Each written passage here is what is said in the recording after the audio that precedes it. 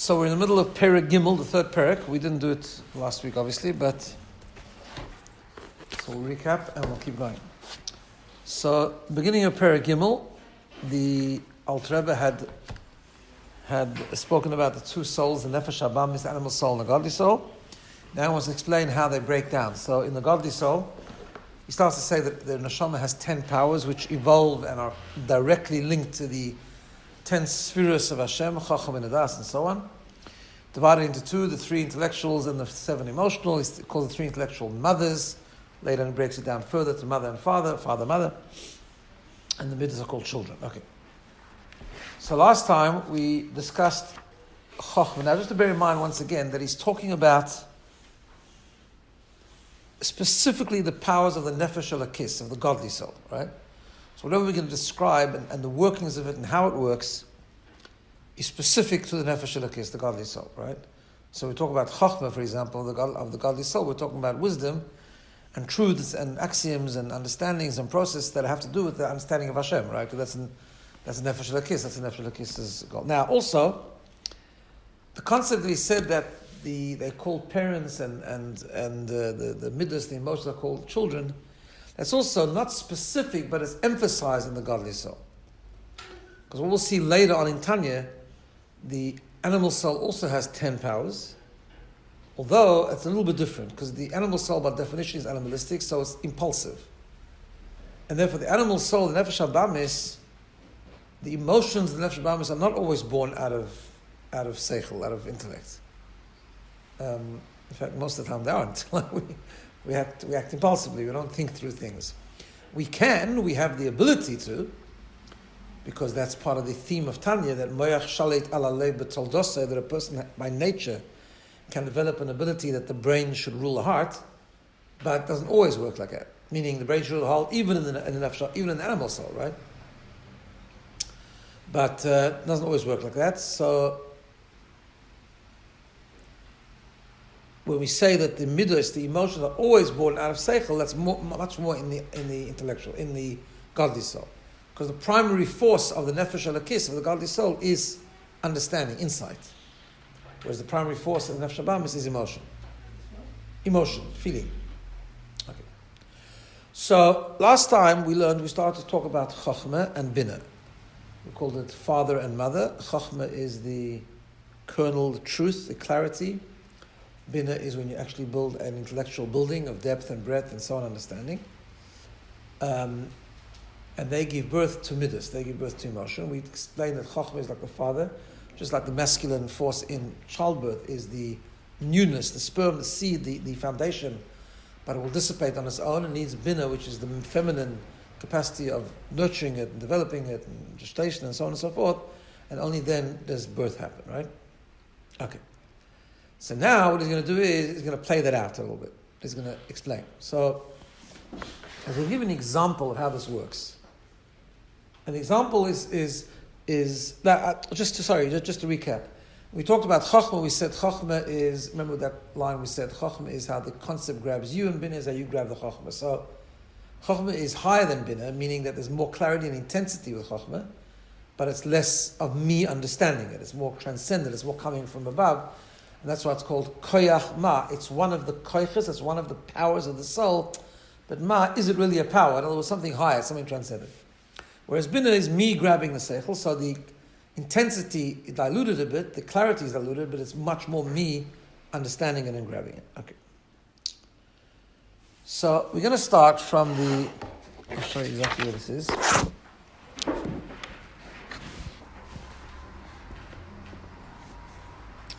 One, two, three, four, 5 lines from the top, the third word from the end. Ki ha-seichel. You see that? Yeah. Okay. So what the Alter Rebbe wants to do now, he wants to give an example of how the father and the mother, Chachma and BINA, give birth to emotion, right? To feeling. And he's going to give a particular example. An example obviously is in the context of the Nefesh Elokis, and therefore the example he's giving is about the emotions of Chesed and Gvura of the Nefesh Elokis, which is primarily love of God and fear of God. Avas Hashem and Yiras Hashem. And he's going to explain how that comes from Seichel. That's a very fundamental theme in Tanya anyway, but over here it's more just as an example of how the Seichel and the Midas work. Right? Is that clear? And the emphasis here is that it's not enough to have Chochmah, you have to have BINA. So in other words, even if a person has Chochmah of Avas Hashem, of Love Hashem, of Fear of Hashem, nothing's going to happen from it. Because you must have that BINA, right? So he says like this. Ki ha-seichel. Ki ha-seichel shebenefesh ha-maskeles. Because the seichel which exists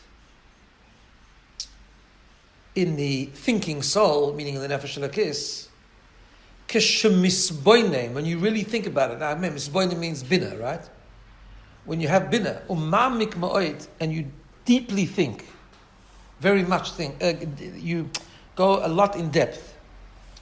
Bigdulas Hashem, in the greatness of Hashem, right? In other words, you activate the power of bina, right? Then you will come to the concept of love of Hashem and fear of Hashem. Now, we have to pause here because what he's going to do is, and we're going to use it out because he gives an example of what are you thinking about, right? So the principle in Chassidus is based on Shulchan Aruch actually.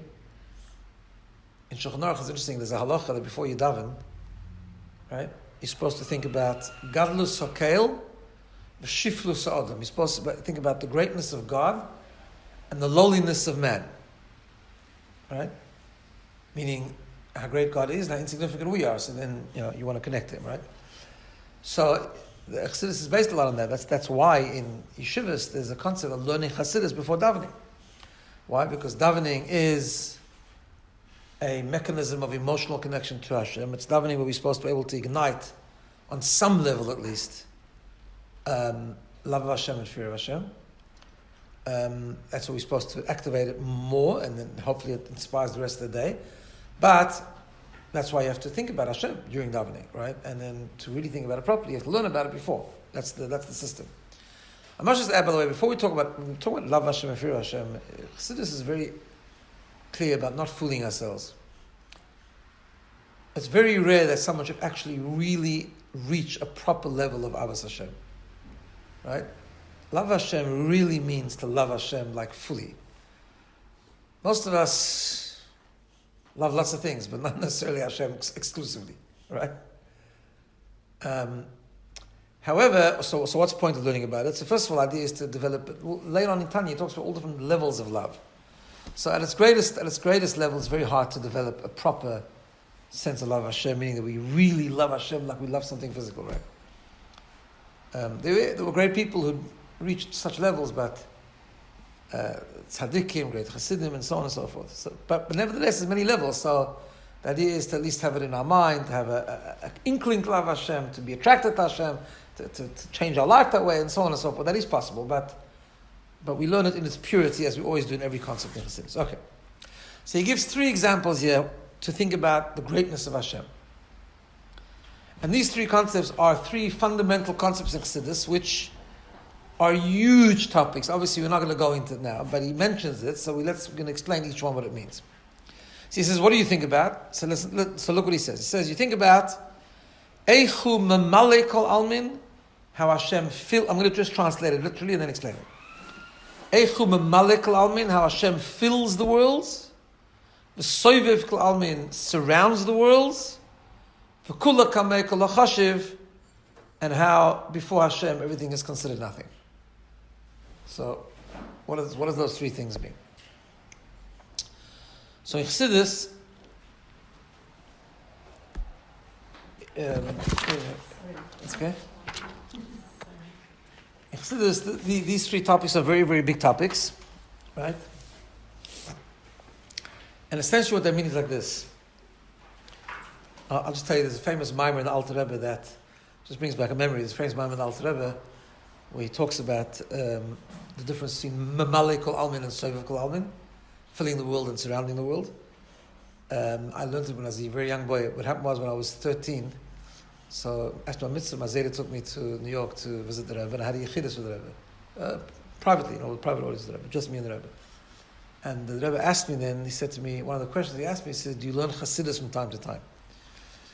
which at the time, I had learned a bit of Tanya with my father, but not extensively. I told the Rebbe that, and said the plan was after my mitzvah to start. So the Rebbe said, now's the time. So before I got back to South Africa, my father had already arranged me to learn with someone. Rabbi Grona, his name is Rabbi Shalom Grona. The Rabbi Grona here who lives here, it's his father. He became like a mentor of mine. And I used to go to him every Sunday. I didn't learn, there was no Chabad Yeshiva though, we didn't learn in school. So I used to go to him every Sunday, we used to learn Chassidus. So the first Chassidus that I learned with him was a famous discourse in Kutei Torah, it's called, from the Alter Rebbe, talking about a Malak Lalman and Sofer Lalman. This is what we're learning now. This concept, the concept of Hashem filling the worlds and surrounding the worlds. Right? So I always think about that. So we believe like this, that Hashem manifests Himself in the world in different ways, right?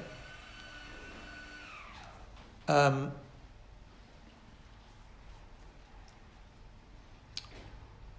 means, so we have a concept. Let me just go back to a second. So we have a concept in Kabbalah and Chassidus called the Or Ein Sof, the light of Hashem, the light of God, right? So I guess the way to think about it is you have a sun, you have what's called Mo'ir and Oir. You have the source of light and the light. So the sun is a sun, and then the rays of the sun are the Or of the sun, right?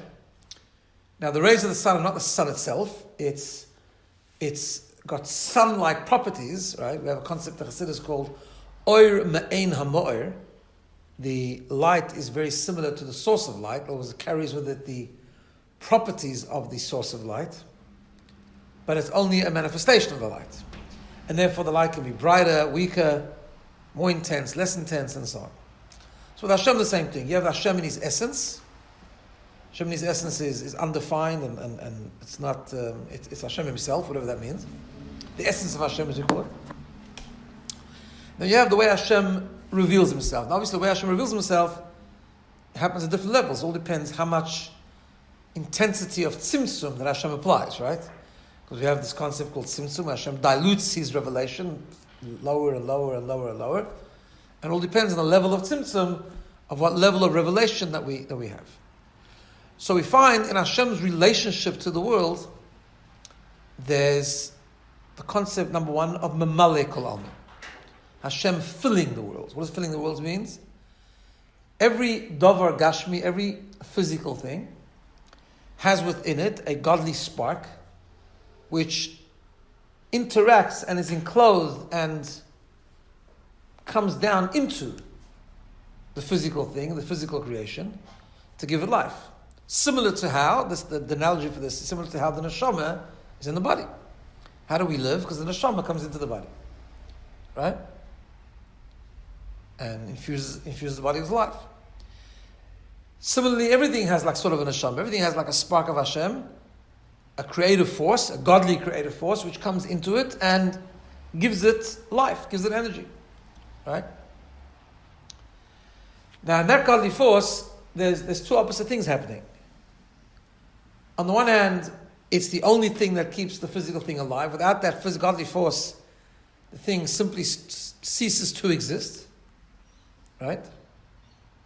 Which is something the Alter Rebbe talks about in the second part of Tanya. That the world's existence is a weak existence because really it doesn't have an independent existence. Its entire existence is the godly spark. Right?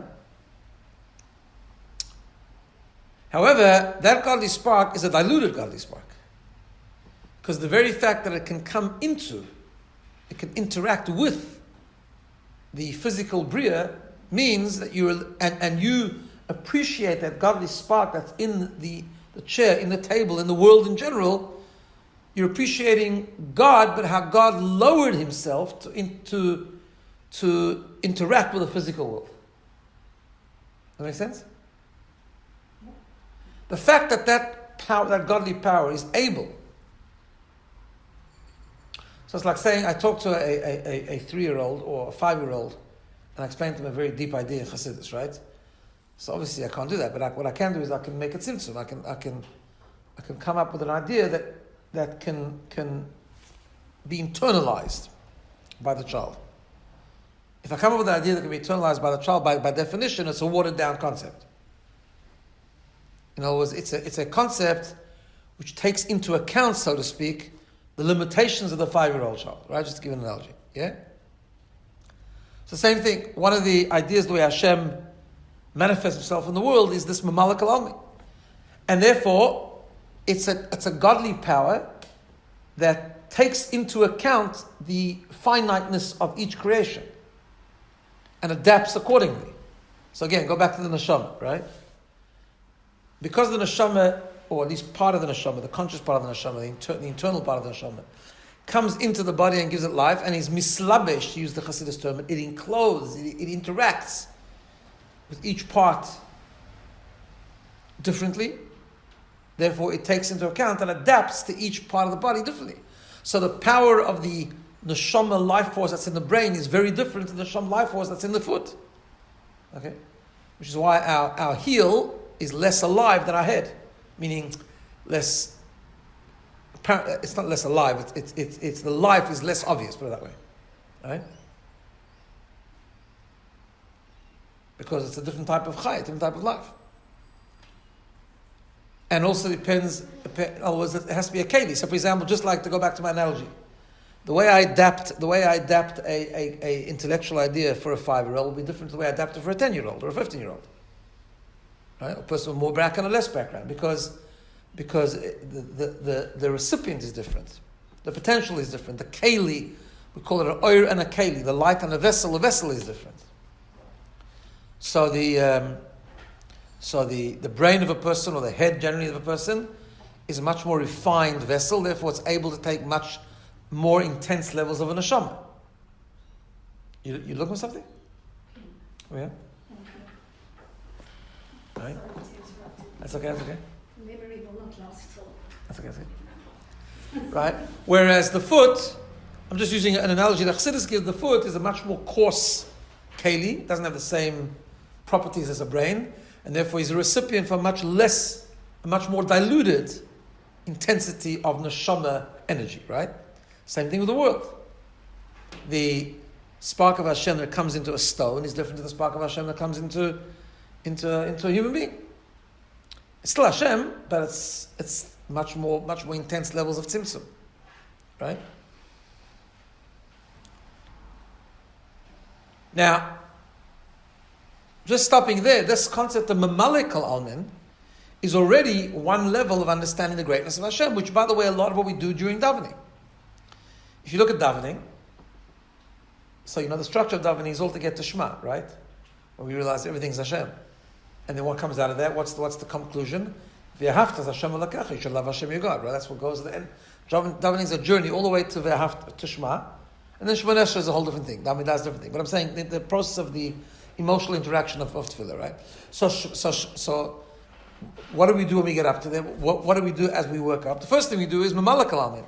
If you look at Psukei de Zimra, which is the songs of praise, the warm-up of davening,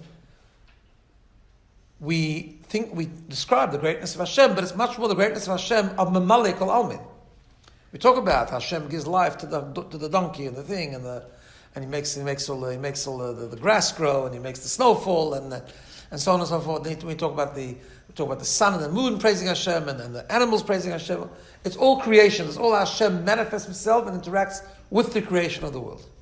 That's one level of understanding the greatness of Hashem, that he creates such an amazing world. And then we say, Morabu Masecha Hashem, how great are your deeds, Hashem, how fantastic your deeds, Hashem, right? So that's the concept of Mamalek al-Almin, understanding the greatness of Hashem, but as Hashem interacts with the world. That's called Mamalek al-Almin. Okay. Then the next phrase he says here is, V'soivev kol almin.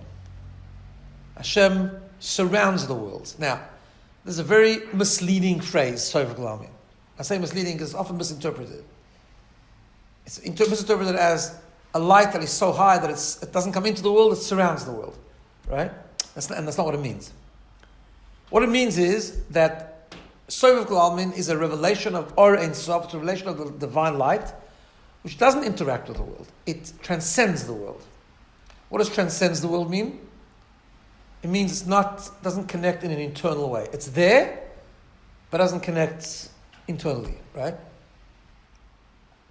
I'll give you an example. If you ever go to a lecture, and let's say this is not an exact example, but it's a similar example, right? If you go to a lecture, he's art, he speaks amazing, and he speaks very deep stuff, and you can tell how amazing, you can feel the intensity, you can feel the strength, and it's like, and you heard every word, and you have no idea what he said. right? Because what happened?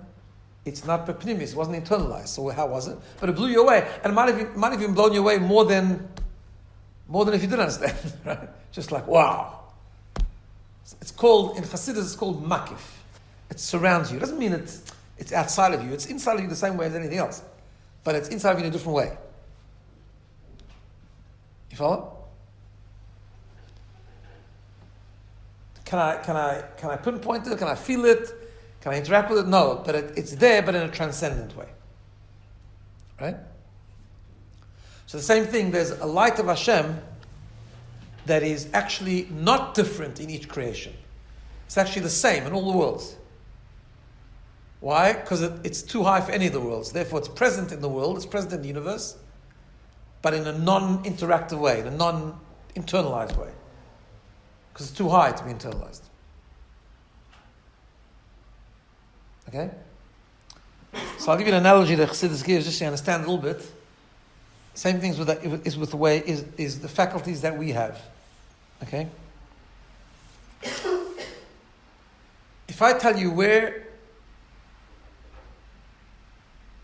do you feel the power of seeing? You ask me in your eyes, right? You don't feel sight in your foot, you feel sight in your eyes. Where do you feel the power of hearing in your ears? Where do you feel the power of understanding in your head? Right? Where do you feel the power of emotion in your heart? Okay, I know that in modern times they debate that, but according to Chassidus, that's where emotions are, right? Coming from the brain, but it's you feel in your heart, right? A person's afraid, the heart pounds. Why? Because that's where you feel emotion. Yeah. If I say to you, where do you feel something we call rotzen? Where do you feel will?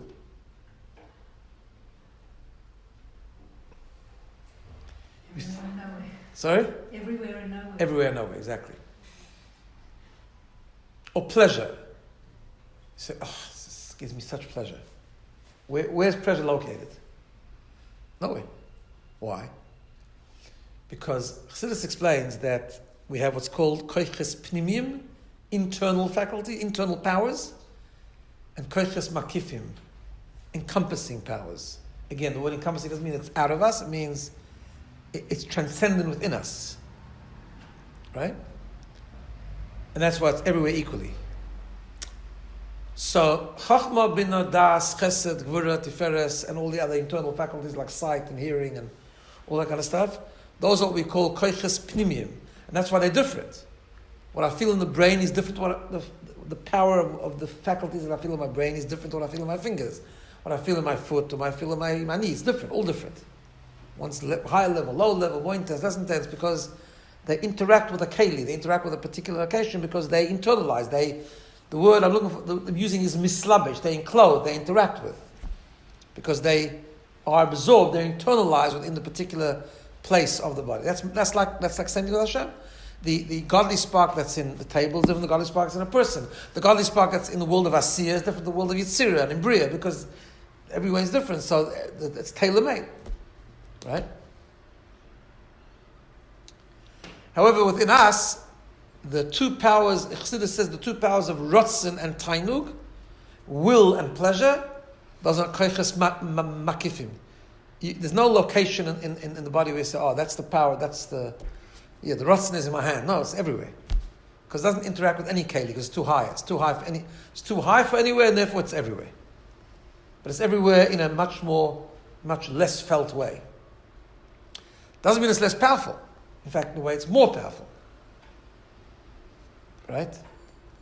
Like we know, for example, Rotzen, will, they call today grit, right? In a way. Ein lecha dover of the Rotzen, nothing stands in the way of will. If I really want something, it's going to happen. And I'll break boundaries. Why? Yesterday I thought about it rationally and I couldn't make it happen. But today I have a will to do it and I can make it happen. Why? Because will is stronger. Because it's makif, because it's encompassing, it's a transcendent power, it's actually more powerful. It works by remote control, but it's more powerful. With me?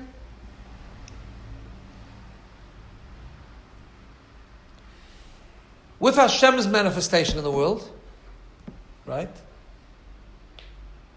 So the revelation of Hashem, the light of Hashem, the godly revelation that is within each creation separately, that's called the Malek Alamin. That's like our Chochmah Bin Das kind of thing, right? A power of sight, power of every world, every creation is different. And that's much more of a finite revelation of Hashem. Also, it's a level of Hashem that we have some understanding of. We have understanding of Hashem relating to a world. We understand the world, so we understand that level of Hashem that interacts with the world, right? Because that particular godly energy, the world exists because it tailor makes to the world, right?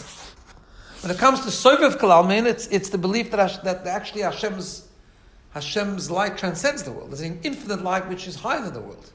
It has an amazing impact on the world, but it's something that's out of our grasp. Because we don't understand what it is, infinite.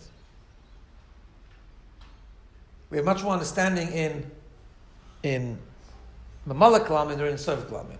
But if we learn about Sovev Kalamin, we have what's called Yidiyas Hashlila. We know that it's there. We just don't know what it is. We know what it's not. We know that it's not the world. It's not, has nothing to do with the finiteness of the world, right? But we can, it transcends the world.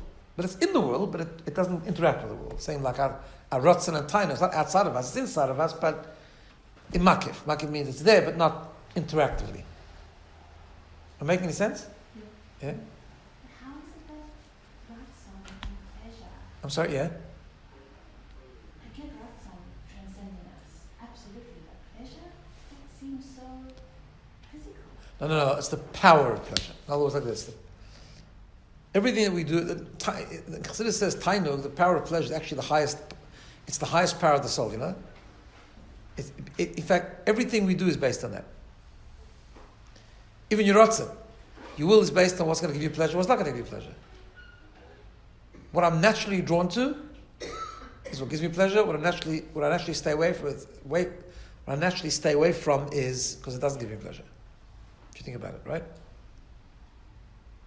Unless you naturally work it out differently. But that's, in other words, the soul is really, it's the force of energy that I have that gives me a life, but the closest thing to the soul is Tainug. I'm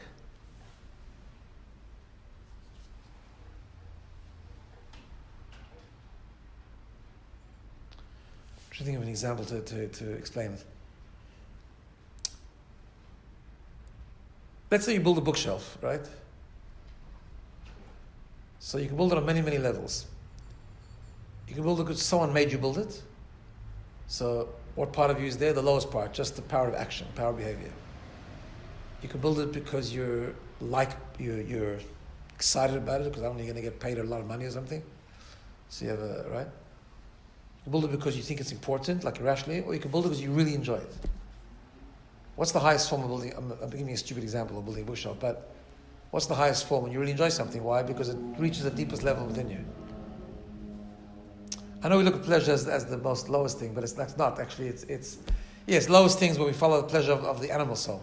That's why it's low. But so when you eat ice cream because you get pleasure, that's because it tastes good. That's not, yeah. And that's connected, and you get excited about it. And we pursue materialism. That's because we're completely immersed in the pleasure of the nefesh habamis of the animal soul. But pleasure still remains the great, right? Same thing with mitzvahs. We can do mitzvahs because we just have to. We can do mitzvahs because we have a pleasure in it.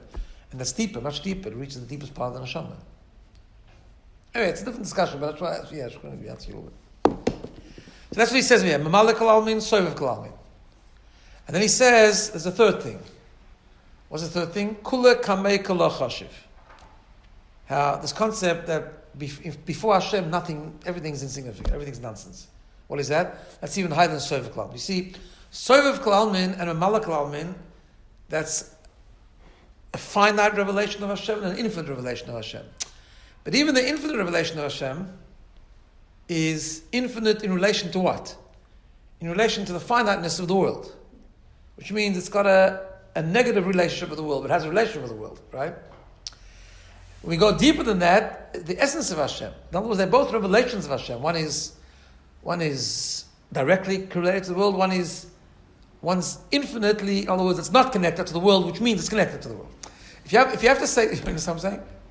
It's like Rabbi later in Tanya gives a thing where he says, what does he say? Oh yeah, he says, the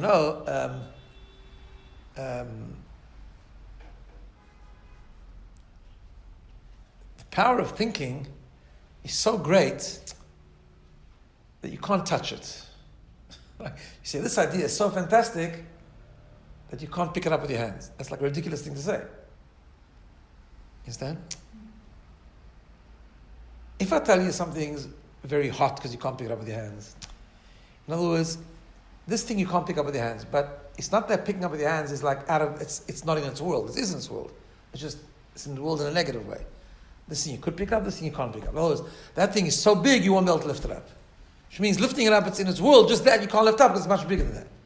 When I say Sovev Kalalmin, the infinite light of Hashem that is transcendent of the world means it's transcendent of the world. It transcends the world, which means world has a connection to it. Right?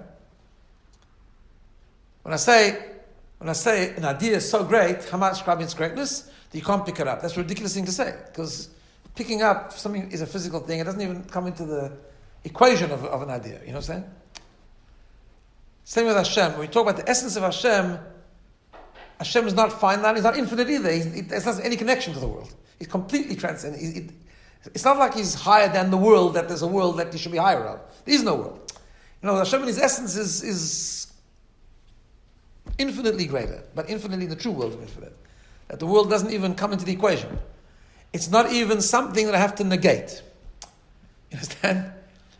If I have to negate something, that means that something has a indirect relationship to you. So Sovev Kol Almin is a revelation, it's an infinite revelation of Hashem, where I have to negate the world. If you have to negate the world, it means there's some relationship to it. It's at least negatable.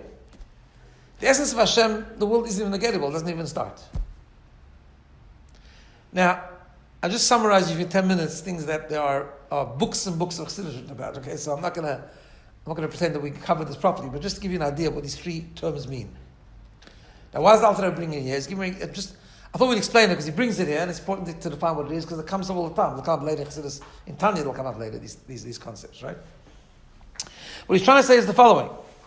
That when you sit down and you use your Chochmah and BINA, and you think about the greatness of Hashem, and you go in stages, and you learn, and you delve into, and you understand, and you explore the understanding as much as we can of Mamala Kalam, and then you go deeper and you expand the understanding of Sovev Kalam, and then you understand in a deeper way the understanding of Kula Kamekala Chashad. Really, the whole world is nothing compared to Hashem, right?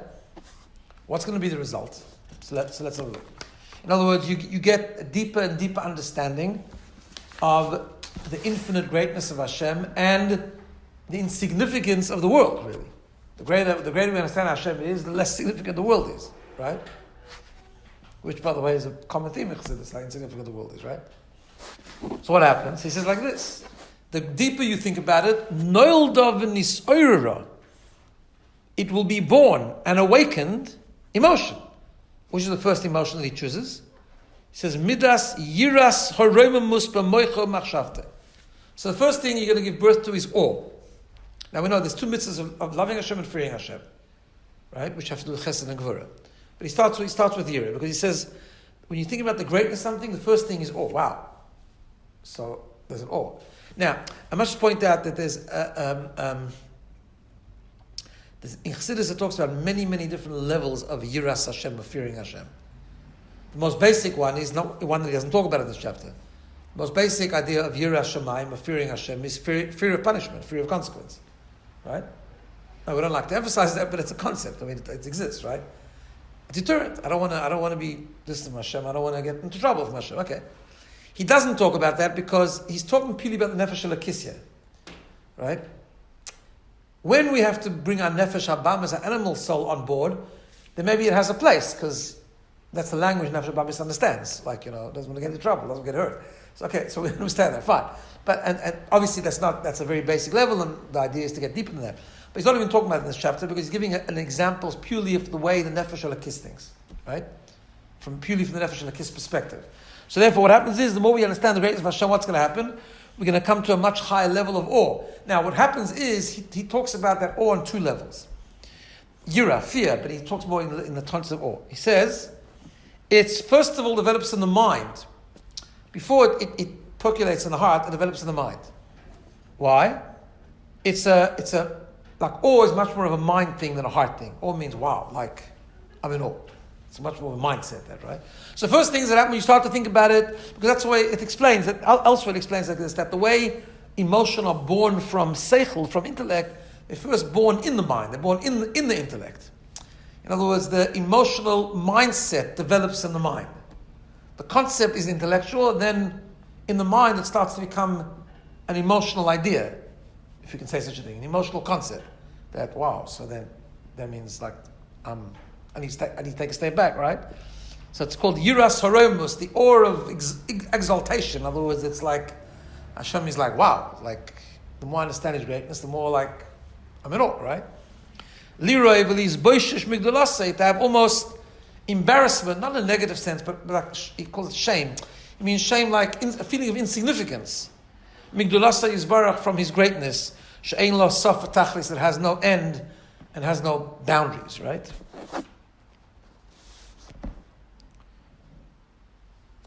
You can think about this idea, for example, if you, I kind of experienced this a little bit. I know some of the commentaries in Tanya bring this analogy, like if you're in the presence of a big tzaddik, right? So when I read that, I'm thinking about the experience of being in front of the Rebbe, right? It was a whole different mindset. When you're in front of the Rebbe, you were like nothing. Like, you knew you're in the presence of greatness. The presence of greatness, you're, right? So Hashem, how much more so? In other words, that's the concept we're talking about, right? And therefore you won't do anything wrong, you behave differently. It has an effect, even if it's just intellectual at the moment, but you'll behave yourself, because you're not going to do anything that's contrary to the environment that you're in, right? So if we really understood and we kept on thinking about it, the more we think about that, we're always in the presence of Hashem, who is Mamalik Kol Almin and Soivav Kol Almin, and at a deeper level, even greater than that, right? That's right. Then he says it goes further. If we really think about it properly, we develop that in the mindset, then actually it starts to percolate in the heart. Pachad Hashem b'liboy. We actually develop a fear of Hashem, but a healthy fear of Hashem, meaning a complete subservience to Hashem, a surrender to Hashem in a way, in our heart, right? So that's the concept of Yira. Now, that very same thought process, which initially results in kind of a fear, when you take it further, it actually has to result in something other than fear, which is love. So think about this. How can the same idea bring fear and then love? Because first, even though Chesed and Gevurah is a different order, but we talk about Yira first, right? Because first of all, you sort of blown away. You're in awe, right? So if you have this feeling of standing back, of awe, of understanding how far you are from Hashem, how insignificant you are, how nothing you are, that's not the purpose. What's the purpose? So therefore, what's the therefore? I want to connect to that power that's not me. I want to connect to Hashem. I'm attracted to Hashem. I want to come close to Him. Right? And that's love of Hashem. So he says, V'shuv, and if after what happens is, Yislahe v'libo, your heart will burn up. Be'ava azok kerish pe'ech, with a strong love, with flames of fire. It says very beautifully, right? B'chasheka v'chafesa, with an appetite and a will and a chukka and a yearning, the nefesh hakeka, and a yearning soul, ligdulas ein sof baruch hu, to connect to the greatness of Hashem's infinite light. Right? This is all describing how the relationship between the seichel and the midas work, and he's giving an example, a nefesh lakis example, right? Unfortunately, the other way also works. The more we get impressed by physicality and materialism, falsely, the more also we'll run after it. Same idea. But that's how nefesh bamis works, right? It works more naturally, in fact, that way. This is much more harder work that we're talking about here, right? But I still want nefesh lakis, and that's how it works. And he says, and therefore, when you really go and you go to the ultimate and extreme level of this, what happens? You reach something called klois hanefesh, that you actually want to just expire, right? As quotes Mapasik, he klois hanefesh. That's the idea of the ecstasy of the soul. Like it says in Tehillim, David HaMelech said, "Nichsavo bam gam kol sanafshi." My soul yearns and wants to expire, because the soul just wants to be connected to Hashem. I don't want to even live here. I want to just be returned back home, right? Or a different pasuk, Ksiv, and it's written, "Tzoma nafshi laki," my soul thirsts for God. Different pasuk in Tehillim. Or third pasuk, Ksiv, "Tzoma nafshi," my soul thirsts for you, and so on and so on, right? And where does that come from? Now you remember in the first parak, when we talked about the Nefesh Habamis, he said Nefesh Habamis has four foundations: fire, water, dust, and the wind, right? And they give birth to toxic emotion. But the Nefesh Elokis also has four emotions. So he says that the love of Hashem that you develop from this thinking about Hashem, in this thirst, whom Yisoid Ha'esh comes from the foundation of fire, Nefesh Elokis, which is in the godly soul. The fire in the godly soul results in this unbelievable love of Hashem, but it's activated and born from a process of understanding and exploring the greatness of Hashem through Chachma and BINA. Like the naturalists, those who understand science of human being, write about the fire and the motion of fire and so on. And so too it's in Eitz Chaim and Chaim Vital's writing. She is soid ha'esh who believe that the foundation of fire is in the heart. And that's the fire of the Nefesh Elokis. And where does the water of the neshama come from? That's in the brain. Because water is moist, it's colder, and that's intellect. So intellect is considered water, emotion is considered fire. That's the idea of Chochmah, which is the water of the Nefesh Elokis, right? So he described now basically this concept of using Chochmah and BINA, but it's got to be BINA as well, otherwise nothing will happen. It won't give birth, like a father without a mother won't give birth, right? But Chochmah and BINA, understanding the greatness of Hashem, Malak Lalmin, Soif Lalmin, etc., etc., and that gives birth to Chesed and Gevurah, which he explained is Yiras Hashem and Avas Hashem, fear of Hashem and love of Hashem. And then he ends off this concept and he's saying V'shara Midas Kulan, the rest of the Midas, and Anfei Hayira V'ha'ava V'sol Sehem. The rest of the midas are just branches of love and fear. Everything comes from love and fear, basically, right? All the other midas, all the other emotions just are branches of love and fear, branches of chesed and gevurah. That's why he's not going to go into example here. He just talks about av and yira, chesed and gevurah, because that's the main primary drive of all emotion, of all connection to Hashem. Now, we'll end off this parak because he now says we explain Chochmah Bina, we explain Midas, but we didn't explain one thing: Das. Right? What's Das? So he says like this: Das is a very important part, and that's why Das is also part of the mother, so to speak, of giving birth to emotion. So what we're going to learn now is that you need Chochmah Bina, mother and father and mother, to give birth to emotion, but it doesn't happen without Das. So the analogy, the physical analogy, of course, is you have a father and mother, but they have to connect. That's intimacy, right? And therefore, only then you can have a child. Same thing with Das. Das actually means connection. In fact, in the Torah, Das is also a big topic in Chassidus and explained different ways, different places. But in the Torah, intimacy is the word Das is used for intimacy. In the very beginning of Chumash, it says Adam yada et Chava. Adam knew Chava, right? And then they give birth. It says like this. What does it mean? He brings this pasuk right here. Das comes from the same expression of man knew the woman. Lashon is kashrus v'yiskabrus. It's an expression of connection and bonding. Now, what does that mean? It means like this. So let me just give you a little bit of introduction before we do this inside. And it's like this. So we have the following problem. So the following problem goes like this: that there's no question that without seichel, without intellect, particularly the Nefesh Elokis, you won't give birth to emotion. Right?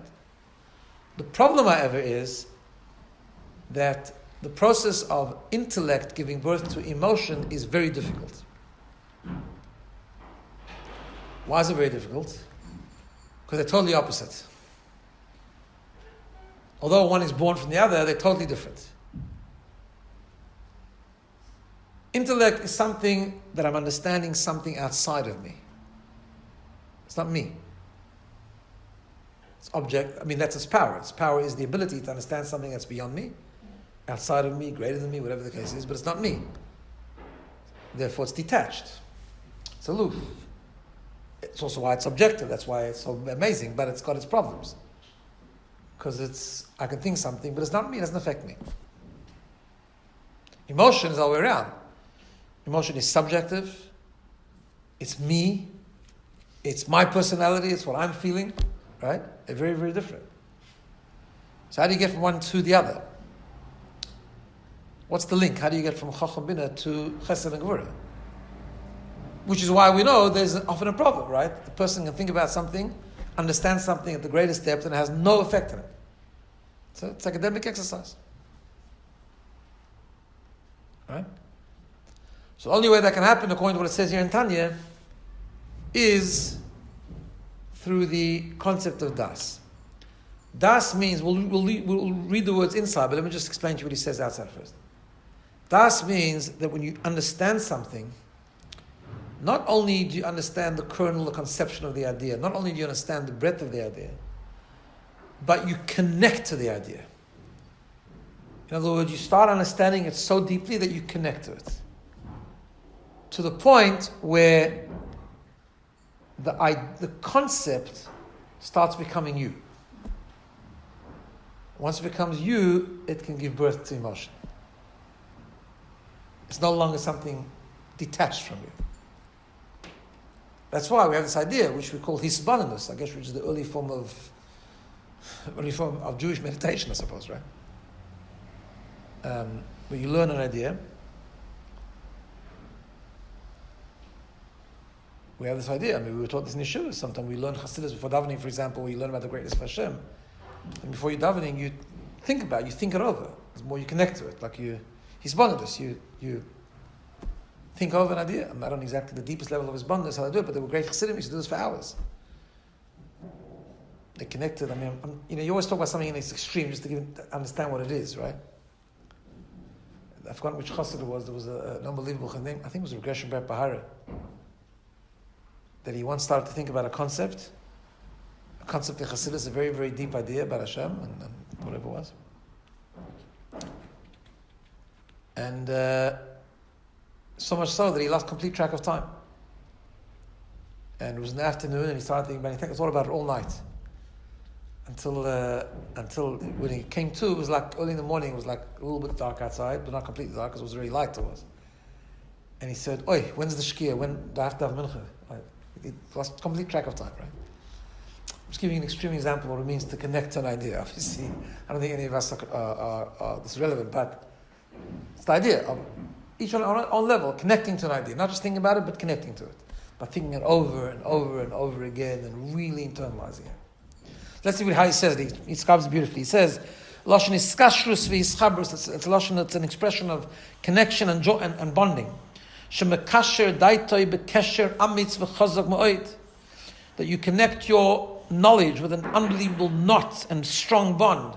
V'yiska machshavta v'chayzik, and you put your thought deeply into it. B'gdula sein sav baruch hu, when you're thinking about the greatness of Hashem, ha'inu masiach daita, without any distraction. Why? Why is that so important? Because even if someone who's an unbelievable, great understander in the greatness of Hashem is academically very smart and understands deep ideas, if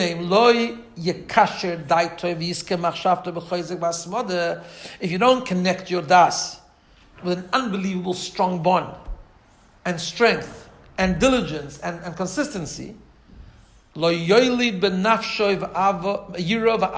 never give birth in your soul to true love and fear of Hashem. Will just be sort of imaginary ideas, but they won't be connected, you won't be relevant, you won't actually be an emotional connection. That's why, he says, he ends off the chapter and he says,